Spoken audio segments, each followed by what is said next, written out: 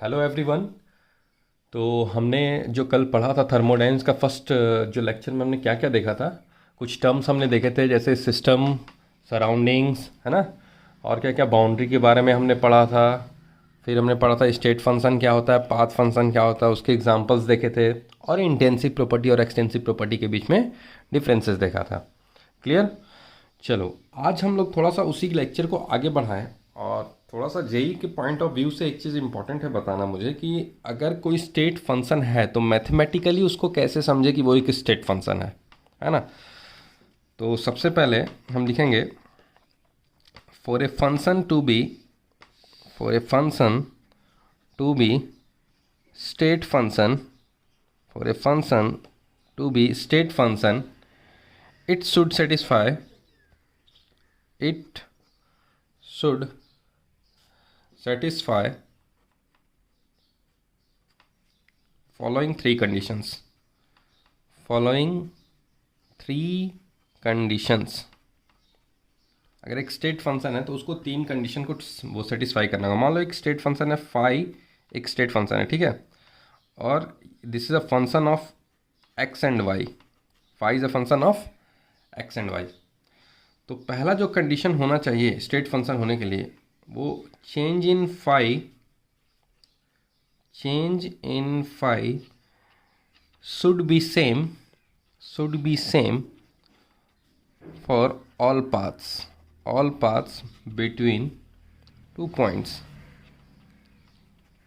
इसका मतलब अगर ये स्टेट फंक्शन है सपोज ए और बी, ठीक है। ए एक स्टेट फंक्शन है फाई और दो पॉइंट है सपोज ए और बी, तो जो भी चेंज होगा फाई में वो हमेशा हम लोग ऐसे लिखेंगे del phi is equal to phi B minus phi ए।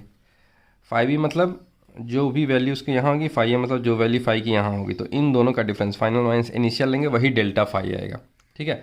ये डिपेंड नहीं करता है कि अब ये किस पाथ से गया, इधर से गया, इधर से गया, ऐसे ऐसे करके ऐसे गया। इनिशियल और फाइनल पॉइंट पे बस डिपेंड करता है उसका चेंज, ठीक।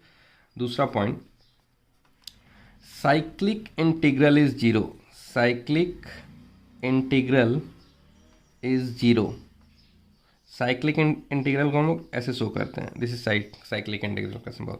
तो साइक्लिक इंटीग्रल जो होगा इस फंक्शन का, फाई फंक्शन है तो cyclic integral of d phi जो होगा वो ज़ीरो होगा, ठीक है। साइक्लिक का मतलब इनिशियल और फाइनल जो पॉइंट है वो सेम होना चाहिए। जैसे कि मान लो यहाँ से स्टार्ट हुआ और यहीं पे आकर रुका, तो initial is equal to final, तो इसको बोलते हैं cyclic process. Initial is equal to final जाओ तो इसको बोलते हैं साइक्लिक प्रोसेस। Cyclic process. तो हमेशा एक चीज़ लिखना है कि फॉर ए साइक्लिक प्रोसेस जो भी स्टेट फंक्शन होगा उसमें चेंज तो जीरो होगा ना, क्योंकि देखो ना इनिशियल और फाइनल सेम हो गया।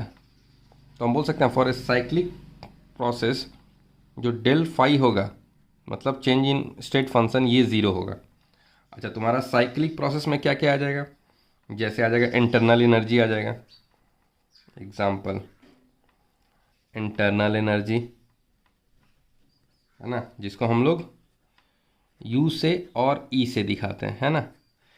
इसका मतलब डेल्टा E हम लोग ज़ीरो बोल सकते हैं किसके लिए, साइक्लिक प्रोसेस के लिए। साइक्लिक प्रोसेस के लिए हम लोग डेल्टा E ज़ीरो बोल सकते हैं।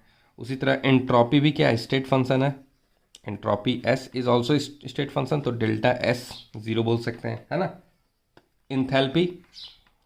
इंथैल्पी भी स्टेट फंक्शन है, तो हम लोग डेल्टा H भी ज़ीरो बोल सकते हैं किसके लिए, साइक्लिक प्रोसेस के लिए। साइक्लिक प्रोसेस मतलब इनिशियल और फाइनल पॉइंट आपका सेम हो, ओके, तो उसको बोलते हैं साइक्लिक प्रोसेस। तो किसी भी स्टेट फंक्शन का जो चेंज होगा साइक्लिक प्रोसेस में वो ज़ीरो होगा, ठीक है। गिब्स फ्री एनर्जी भी होगा, गिब्स एनर्जी भी अगर हम बात करें वो गिब्स एनर्जी, तो भी इसमें क्या होगा, डेल्टा जी आपका ज़ीरो होगा, है ना। तो साइक्लिक प्रोसेस में स्टेट वो फंक्शन में जो चेंज होगा वो ज़ीरो के बराबर होगा। तीसरा और सबसे important point advance point of view से ये है, ये पॉइंट अगर नीट वालों को ना भी समझ में आया तो परेशान नहीं होना, ये उनके लिए वैसे है नहीं। थर्ड पॉइंट जो बता रहा मेनली फॉर एडवांस, है ना। देखो अब इसमें क्या है कि तीसरा और सबसे इम्पोर्टेंट ये है कि अगर एक स्टेट फंक्शन कोई है फाई, अगर phi, if phi is a state function, अगर फाई एक स्टेट फंक्शन है तो इट मस्ट सेटिस्फाई, या इट शुड सेटिस्फाई लिखो, it should satisfy Euler's theorem, it should satisfy, हो गया पेन को, it should satisfy Euler's theorem. अब ये जो थ्योरम है ये क्या कहता है देखते हैं। ये थ्योरम ये बोलता है कि अगर फाई एक फंक्शन है, और फाई एक फंक्शन था किसका, एक्स एंड वाई का, है ना, phi is a function of X and Y, जिसमें एक्स एंड वाई वेरिएबल है, मतलब फाई जो फंक्शन है वो एक्स और वाई पे डिपेंड कर रहा है। तो जो यूलर्स थ्योरम है ये बोलता है कि डेल अपॉन डेल एक्स, फिर del phi upon del Y X Y, this is equal to del upon del Y del phi upon del x Y X. ऐसा खतरनाक एक्सप्रेशन देखे थे, नहीं देखे थे? चलो देखो समझा देते हैं ये क्या है एक्सप्रेशन। सबसे पहले इसको मत देखो, आराम से इसको देखो कि भाई del phi, sorry, del phi upon del Y X का मतलब क्या है। इस एक्सप्रेशन में हमको एक ऐसा चीज़ दिखा है del phi upon del Y X, इसका मतलब क्या है? इसका मतलब ये है कि differentiation of phi, differentiation of phi मतलब जो फंक्शन है उसका डिफ्रेंशिएशन करना है with respect to Y. With respect to Y का मतलब वाई को वेरिएबल मानते हुए, और ब्रैकेट के बाहर जो एक्स है इसका मतलब एज्यूमिंग एक्स एज कांस्टेंट। खुद से लिख लो, क्या लिखोगे? डिफ्रेंशिएशन ऑफ, पॉज करके नहीं, मतलब सुन लो एक बार, उसका लिख लो, differentiation of the function with respect to Y assuming x as constant. X बाहर है ना, तो इसको कांस्टेंट मानते हुए वाई के रिस्पेक्ट में फंक्शन को डिफ्रेंशिएट करना है। जैसे कि एक बहुत छोटा सा एग्जांपल देंगे सबको, बहुत छोटा एग्जांपल। मान लो कोई फंक्शन है, एक फंक्शन फाई है जो कि है एक्स स्क्वायर वाई। अब ये जो फंक्शन है फाई, इसमें एक्स और वाई दोनों है। अगर हमको लिखना है डी एफ बाई, क्या लिखे थे, D F by del Y assuming x as constant, तो इसका क्या मतलब है देखो समझ में आ जाएगा। इसका ये मतलब है कि जो भी आपका ऊपर फंक्शन दिया हुआ है ना, उसको y के रिस्पेक्ट में डिफ्रेंशिएट करना है एज्यूमिंग x एज कांस्टेंट। इसको बोलते हैं पार्शियल डिफ्रेंशिएशन। ये शायद तुम लोग के क्लास 12th में नहीं है, मैथमेटिक्स में, इंजीनियरिंग वगैरह में तुमको मिलेगा। तो ये है partial differentiation of function phi with respect to y assuming x as constant, इसीलिए उसको हाफ डेरिवेटिव से शो करते हैं ना। अब देखो, अब इसका मतलब क्या हुआ, इसको हमको डिफ्रेंशिएट करना है किसके रिस्पेक्ट में, differentiating with respect to Y, मतलब वाई को वेरिएबल मानते हुए, और बाहर जो एक्स है मतलब वो कांस्टेंट है, मतलब एक्स जो है वो कांस्टेंट है। अगर एक्स कांस्टेंट है तो हम बोल सकते हैं पूरा एक्स स्क्वायर भी कांस्टेंट होगा। तो इसका जो डिफ्रेंशिएशन होगा वाई के रिस्पेक्ट में वो क्या होगा, X square into differentiation of Y, कितना हो जाएगा 1, यानी इसका डिफ्रेंशिएशन होगा सिर्फ एक्स स्क्वायर। वहीं del phi upon del X with respect to Y, इसका मतलब क्या है, इसका मतलब खुद से लिख लो, फिर बोल रहे हैं differentiation of function with respect to Y assuming x as constant, मतलब वाई को वेरिएबल मानना है, एक्स को कांस्टेंट मानना है। तो यहाँ पे लाइन लिख दोगे। फिर अगर लाइन ऐसा रहा कि del phi upon del x is ये वाई, इसका मतलब differentiation of the function with respect to x, x को वेरिएबल मानना है, और बाहर में क्या है, एज्यूमिंग वाई एज कांस्टेंट, है ना। तो इसका मतलब क्या हुआ, differentiation of function f with respect to x assuming y as constant, लिख लिए। अब चलो फिर से इस फंक्शन का हम लोग निकालते हैं, इसको एक्स के रिस्पेक्ट में डिफ्रेंशिएट करेंगे, इस बार वाई को कांस्टेंट मानते हुए। तो हम बोल सकते हैं कि वाई अगर कांस्टेंट है तो वाई बाहर आ जाएगा, और एक्स के रिस्पेक्ट में करना है मतलब एक्स स्क्वायर को करना है डिफ्रेंशिएट, और एक्स स्क्वायर का डिफ्रेंशिएशन कोई भी बता देगा कि 2x होगा, इसका मतलब इसकी वैल्यू होगी 2xy। मतलब इस फाई का जो डिफ्रेंशिएशन होगा एक्स के रिस्पेक्ट में एज्यूमिंग वाई एज कांस्टेंट, वो क्या होगा, 2xy। बहुत आसान एग्जांपल देके समझाया है ना। ओके, तो इसका भी वो मतलब समझ गया। अब इसका मतलब क्या हुआ देखो, सबसे पहले अंदर वाले से आओ। अंदर वाले का मतलब क्या, डेल फाई अपन डेल वाई एक्स का मतलब जो फंक्शन है उसको y के रिस्पेक्ट में डिफ्रेंशिएट करना है x को कांस्टेंट मानते हुए। इसका काम हो गया। कुछ वैल्यू आएगा सपोज, अब जो भी वैल्यू आएगा उसको x के रिस्पेक्ट में डिफ्रेंशिएट करना है एज्यूमिंग y एज कांस्टेंट। फिर से बता रहे हैं फाइनल। सबसे पहले हमने क्या किया, फंक्शन को y के रिस्पेक्ट में, इसको देखो ही मत, बाहर कुछ मत देखो, सिर्फ हमको ये दिख रहा है। फाई को डिफ्रेंशिएट किया, फंक्शन को डिफ्रेंशिएट किया y के रिस्पेक्ट में assuming x as constant, differentiate हो गया। होने के बाद जो भी आएगा वैल्यू उसको हमको x के रिस्पेक्ट में डिफ्रेंशिएट करना है assuming y as constant. Clear है? ओके। और इधर क्या मतलब है, इधर है फंक्शन को x के रिस्पेक्ट में डिफ्रेंशिएट करना है एज्यूमिंग y एज कांस्टेंट पहले, और फिर जो भी वैल्यू आएगा उसको y के रिस्पेक्ट में डिफ्रेंशिएट करना है assuming x as constant. Clear? तो इसका मतलब हम लोग कभी कभी इस चीज़ को वो क्या लिखते हैं पता है, ऐसे भी लिखते हैं del upon del x del y और यहाँ फाई। इसका मतलब ये है कि जो भी फंक्शन है फाई उसको हमने पहले y के रिस्पेक्ट में डिफ्रेंशिएट किया एज्यूमिंग x एज कांस्टेंट, और फिर जो भी वैल्यू आया उसको x के रिस्पेक्ट में डिफ्रेंशिएट किया एज्यूमिंग y एज कांस्टेंट। तो इसी चीज़ को शॉर्ट में ऐसे भी बोलते हैं। और यहाँ पर डेल टू ले लो, क्योंकि दो बार तुमने वो डिफ्रेंशिएट किया ना फाई को, एक बार y के रिस्पेक्ट में एक बार x के डिफरेंस, तो डेल टू है ना, स्क्वायर है, डबल डेरिवेटिव हो गया। उसके बाद इसको हम लोग लिख सकते हैं del upon del Y del x और डेल टू फाई। मतलब फंक्शन को एक बार x के रिस्पेक्ट में डिफ्रेंशिएट किया गया assuming y as constant, and फिर y के रिस्पेक्ट में डिफ्रेंशिएट किया गया एज्यूमिंग x एज कांस्टेंट। तो इसी चीज़ को बेसिकली हम ये लिख रहे हैं, और इस चीज़ को ये लिख रहे हैं, थोड़ा छोटा दिखे बस। तो आइलर्स थ्योरम हम बोल सकते हैं कि भाई यही है, या तो इसको बोलो या तो इसको बोलो, तुम्हारी मर्जी। This is Euler's theorem. अगर कोई फंक्शन इस चीज़ को सेटिस्फाई कर रहा है तो वो फंक्शन हमारा स्टेट फंक्शन होगा। एडवांस के पॉइंट ऑफ व्यू से थोड़ा इंपॉर्टेंट है। अब एक फंक्शन देंगे हम तुम लोग को, वो खुद से चेक करके बताओगे कोई स्टेट फंक्शन है कि नहीं।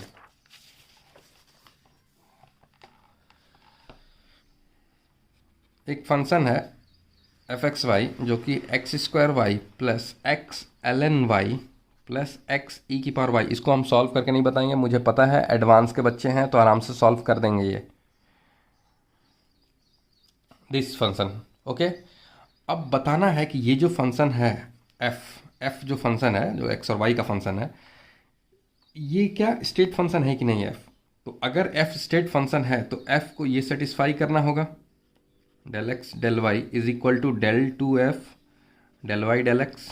अब इसका मतलब तुमको हमने कितना बेहतरीन पहले समझाया, थोड़ी देर पहले इसका मतलब समझाया है, एकदम एग्जैक्टली तुमको वही काम करना है और ला के दिखा दो कि this is equal to this. अगर तुमने ला दिया तो f जो है then f will be state function, और अगर नहीं आया तो f स्टेट फंक्शन नहीं है। करो आराम से। सबसे पहले क्या करना है, सबसे पहले तुमको फंक्शन को x के रिस्पेक्ट में डिफ्रेंशिएट करना है एज्यूमिंग y एज कांस्टेंट, और फिर ये जो इधर जो वैल्यू आएगा उसको y के रिस्पेक्ट में करना है, क्योंकि x के रिस्पेक्ट में तो कर लिया तुमने, तो अब जो फंक्शन आएगा उसको y के रिस्पेक्ट में करना है assuming x as constant basically. ठीक है, तो जो भी आएगा, अब वो हो गया तुम्हारा, मान लो वो हो गया तुम्हारा RHS। क्यों? क्योंकि तुमने बाद में y के रिस्पेक्ट में किया, पहले किसके रिस्पेक्ट में किया, x के रिस्पेक्ट में, तो वो पहले लिखा है, इधर से आते हैं। तो पहले x के रिस्पेक्ट में हो रहा, y को कांस्टेंट मानते हैं, फिर जो वैल्यू आएगा उसको y के रिस्पेक्ट में करेंगे एज्यूमिंग x एज कांस्टेंट। तो बेसिकली हमने RHS निकाल रहे थे, है ना। और LHS को वो कैसे निकालेंगे, तो LHS निकालेंगे डेल एफ अपॉन, क्या होगा बताओ, डेल एफ अपॉन पहले डेल वाई करेंगे यानी x कांस्टेंट, और जो भी वैल्यू आएगा उसको x के रिस्पेक्ट में डिफ्रेंशिएट करना है एज्यूमिंग y एज कांस्टेंट।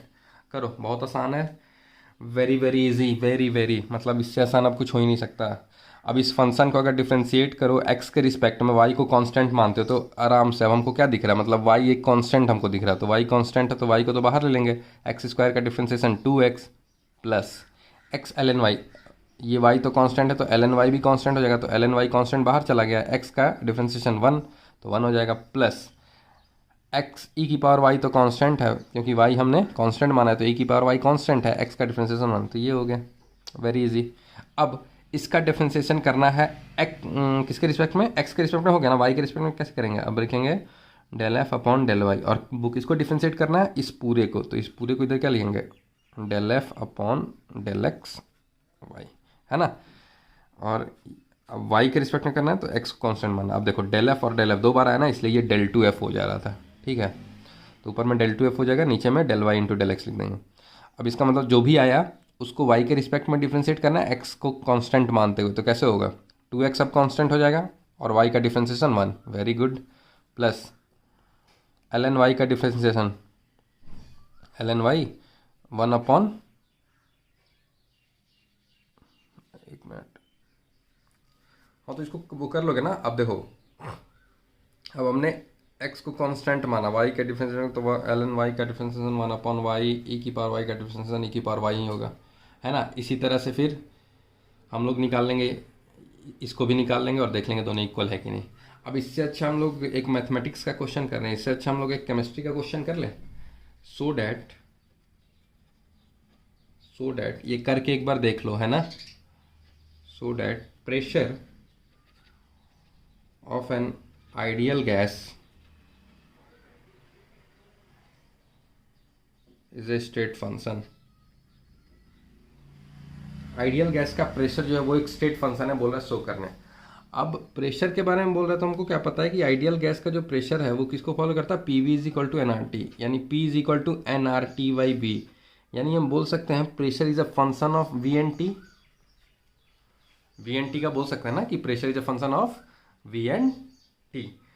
तो वी और टी का फंक्शन है, मतलब दो वेरिएबल का फंक्शन है। अब इसको देखा कि ये स्टेट फंक्शन है कि नहीं, तो कैसे करेंगे तुम लोग अब आराम से बता सकते हो। पहले क्या करो, del p upon del t निकालो, मतलब जो भी ये प्रेशर का ये फंक्शन आ गया, इस इक्वेशन को टी के रिस्पेक्ट में डिफरेंशिएट करो एज्यूमिंग वी एज कांस्टेंट। क्या आएगा,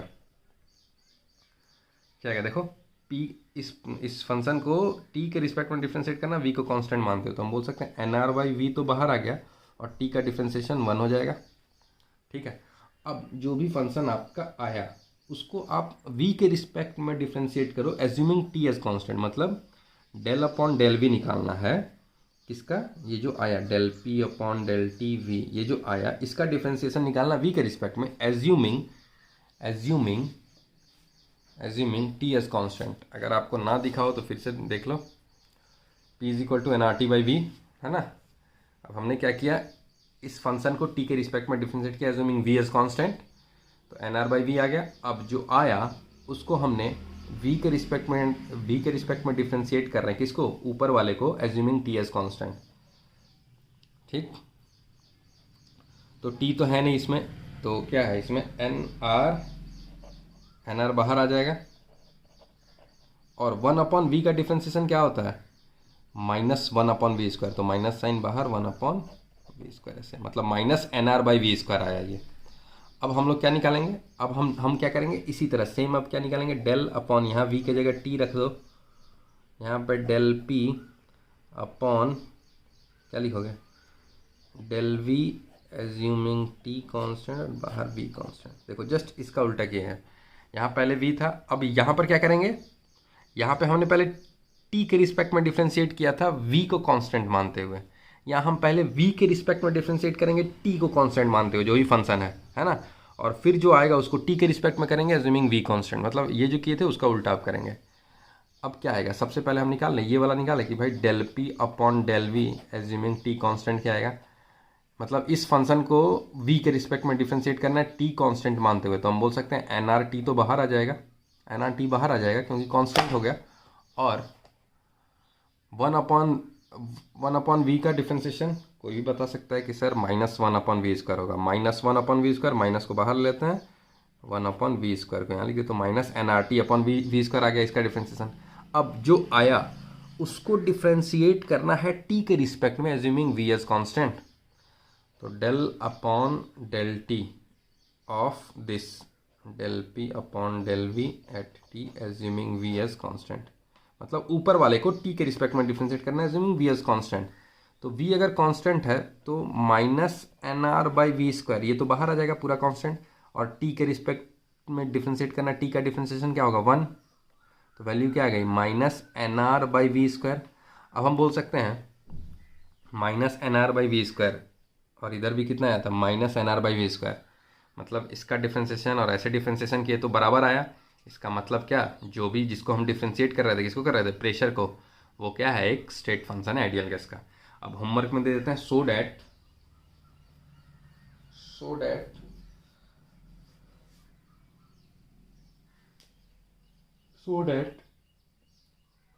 या ऐसे लिख दो कि state weather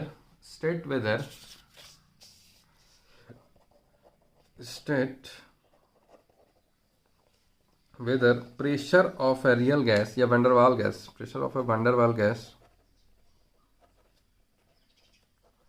is a state function or not, जो इक्वेशन था p plus N square upon B square v minus N B is equal to क्या था, मतलब एन आर टी था।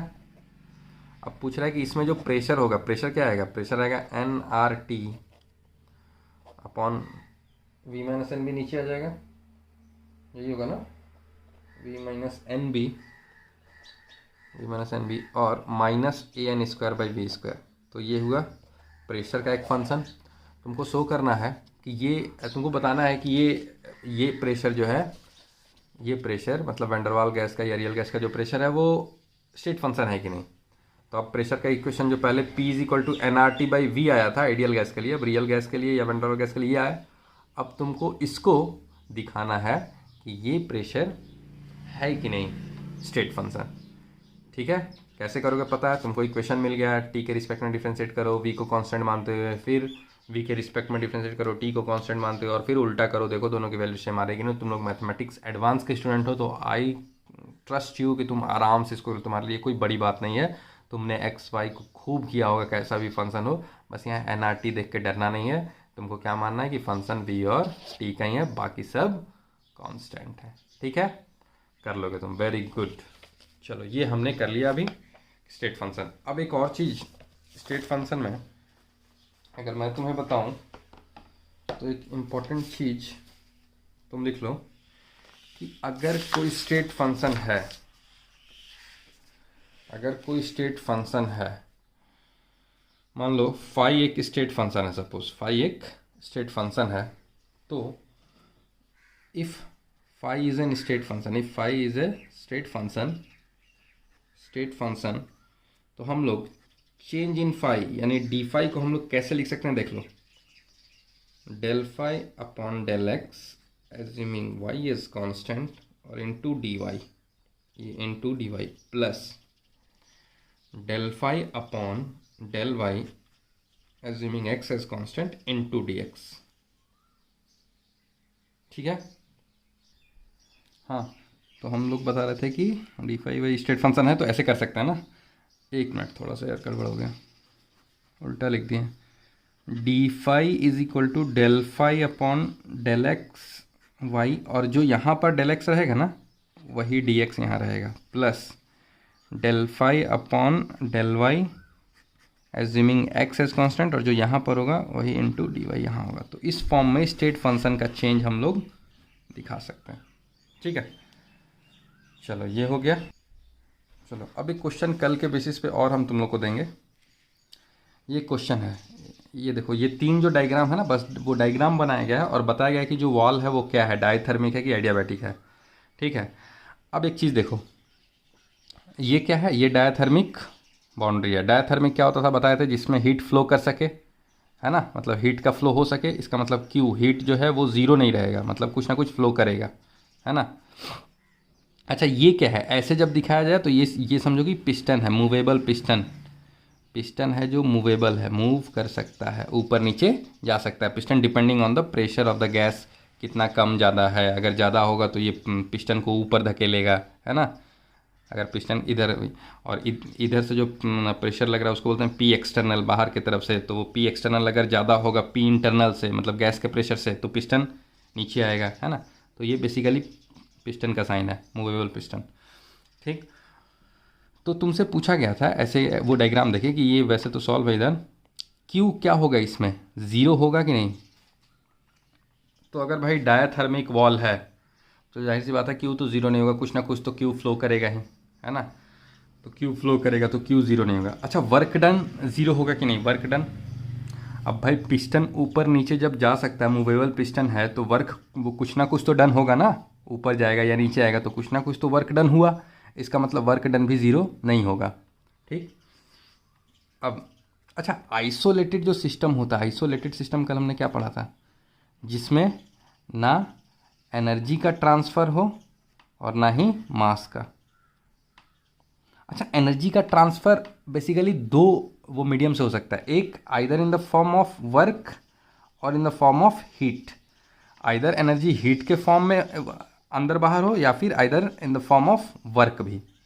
वर्क भी तो एक एनर्जी का फॉर्म ही है, ठीक है, ये ध्यान रखना। अभी एक क्वेश्चन यहाँ पर आएगा ना, तो तुमको इस पॉइंट का तुमको पता चलेगा हम क्या बताना चाह रहे हैं, ठीक। अगर ये दूसरा वाला है डायथर्मिक वाला, तो इसमें भी हम बोल सकते हैं। अब देखो, डायथर्मिक है लेकिन ये जो बाउंड्री है वो रिजिड है, मतलब मूवेबल नहीं है। यहाँ पिस्टन था ना, तो ये बाउंड्री मूवेबल था, ऊपर नीचे जा रहा था तो वर्क डन हो रहा था। अब वर्क डन नहीं होगा, वर्क डन ज़ीरो। और डायथर्मिक है तो क्यू तो मतलब वो ज़ीरो तो होगा नहीं, क्योंकि क्यू फ्लो करेगा कुछ ना कुछ, है ना, ठीक। अब ये सिस्टम, ये जो सिस्टम है ये क्या है, एडियाबेटिक है, एडियाबेटिक दिया गया वॉल। और ये जो बाउंड्री है वो कैसा है, रिजिड बाउंड्री है। तो रिजिड बाउंड्री है तो अब वर्क डन इसमें नहीं होगा, अब इसमें वर्क डन नहीं होगा। और क्यू भी ज़ीरो होगा, क्यों, क्योंकि एडियाबेटिक वॉल है। तो बात समझ में आ रहा है। तो इस सिस्टम को हम लोग आइसोलेटेड बोल रहे हैं, क्यों, क्योंकि ना ही इसमें मास का ट्रांसफ़र हो रहा है ना ही एनर्जी का। देखो, मास का तो ट्रांसफ़र नहीं हो रहा है क्योंकि क्लोज्ड है। एनर्जी का ट्रांसफ़र कैसे नहीं हो रहा है, एडियाबेटिक है तो हीट एनर्जी के थ्रू तो एनर्जी हीट के थ्रू तो फ्लो कर नहीं रहा है। और क्योंकि पिस्टन नहीं है, पिस्टन नहीं है, ये क्या है, ये एक फिक्स्ड रिजिड कंटेनर है। तो बाउंड्री ऊपर नीचे भी नहीं हो सकता कि आपका इन द फॉर्म ऑफ वर्क भी एनर्जी ट्रांसफ़र हो सके, तो नहीं, ना ही वर्क के फॉर्म में ट्रांसफ़र हो रहा है ना ही हीट के फॉर्म में ट्रांसफ़र हो रहा है। तो हम बोल सकते हैं कि ये जो कंडीशन होगा, this is an isolated system, कि जब आपका कोई भी एनर्जी ट्रांसफ़र नहीं हो रहा है, एनर्जी ट्रांसफ़र नहीं हो रहा है इन द फॉर्म ऑफ हीट भी नहीं हो रहा है और वर्क भी नहीं हो रहा। अगर किसी भी एक फॉर्म में एनर्जी ट्रांसफ़र हो तो हम उसको एडियाबेटिक नहीं मान सकते, याद रखना। अब तुमसे ये क्वेश्चन दिया गया कि मेंशन ट्रू और फॉल्स, ये पाँच और एक 6 स्टेटमेंट है, मतलब पेज के उधर भी एक स्टेटमेंट है, वो हम दिखाएंगे। तो पहले इसको बताओ कि ये जो स्टेटमेंट है ये ट्रू है कि फॉल्स है। आराम से लिख लो क्वेश्चन, पॉज कर दो वीडियो और पहले खुद से आंसर दो समझ के, फिर एक्सप्लेनेशन सुनना, मज़ा आएगा। हाँ बताओ, कर लिए। पहला स्टेटमेंट ट्रू है कि फॉल्स है, बताओ तो। पहला स्टेटमेंट ट्रू है या फॉल्स है, बताओ। A closed system always has constant volume. अगर कोई सिस्टम क्लोज्ड है तो क्या उसका वॉल्यूम कांस्टेंट रहेगा? इसका आंसर होगा फॉल्स। क्यों? क्योंकि डिपेंड करेगा ना कि बाउंड्री आपका रिजिड है कि फ्लेक्सिबल है। अब जैसे पिस्टन है अगर, तो ये तो पिस्टन ऊपर नीचे हो सकता है ना। तो पिस्टन अगर मान लो ये यहाँ है, अगर कुछ देर बाद पिस्टन यहाँ पर आ जाएगा तो जो वॉल्यूम गैस का था इतना, अब इतना हो जाएगा ना, तो वॉल्यूम बढ़ जाएगा ना।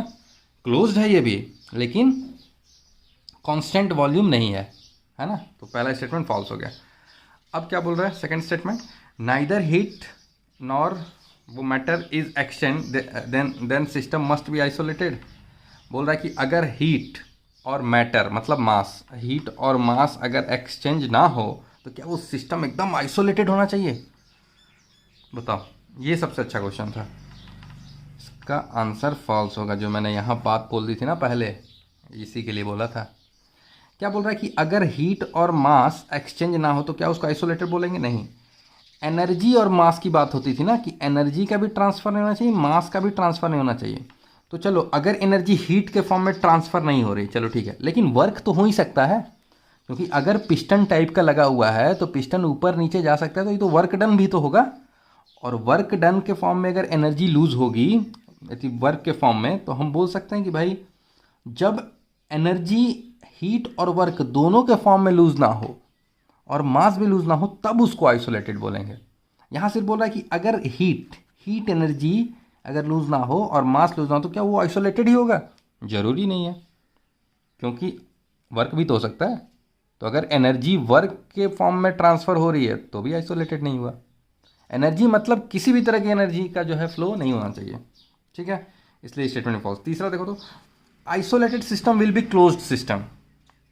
ये स्टेटमेंट ट्रू लग रहा है। सोचो, आइसोलेटेड सिस्टम जो होगा वो क्लोज्ड तो होगा ही।